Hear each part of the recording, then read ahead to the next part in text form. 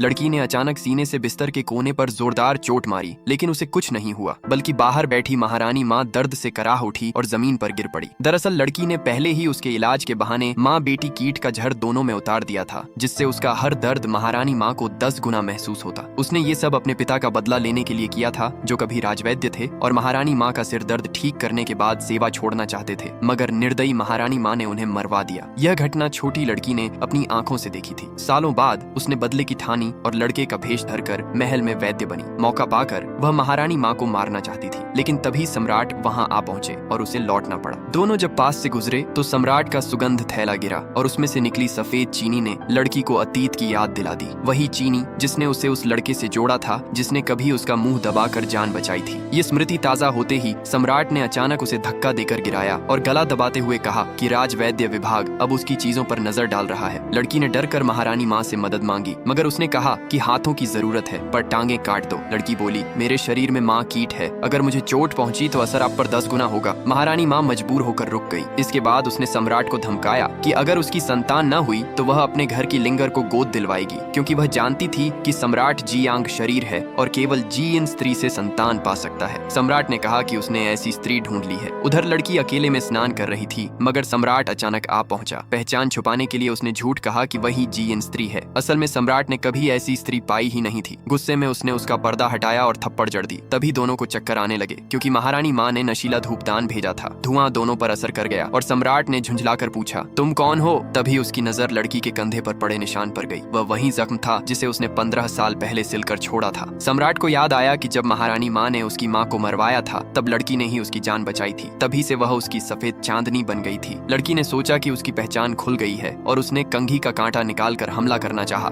मगर सम्राट बोला, आखिरकार मैंने तुम्हें ढूंढ लिया। लड़की ने वार रोक दिया और नशीले धुएं से बेहोश हो गई। होश में आने पर उसने कांटे से हाथ काटकर झर निकाला, जबकि सम्राट को उसका कांटा मिला और उसने आदेश दिया कि लड़की को ढूंढ कर लाया जाए, वह उसे महारानी बनाएगा। खबर सुनकर महारानी माँ ने दासियों को बुलाया, मगर कोई सच न बोला। उसने गुस्से में दासियों को मारने का आदेश दिया और लड़की को थप्पड़ मारकर पूछताछ की। लड़की ने कहा कि उसने एक स्त्री को झील में कूदते देखा, मगर महारानी माँ को भरोसा न हुआ और उसने उसे गर्म लोहे से सजा देने की तैयारी की। लड़की ने चेतावनी दी कि उसका हर दर्द महारानी माँ को भी झेलना होगा। तभी सम्राट आ पहुंचा। महारानी माँ ने दासियों को छुपा दिया और बाहर फूलों को देखने लगी। सम्राट ने पूछा कि क्या सभी दासियां मौजूद हैं, तो उसने अनजान बनने का नाटक किया। लड़की ने ध्यान खींचने के लिए फिर सीना बिस्तर से टकराया। महारानी माँ दर्द से गिर पड़ी और सम्राट ठिठक गया। उसने तुरंत भीतर जाकर कहा, महारानी माँ का रोग फिर बढ़ गया है, मैं औषधि लाता हूँ।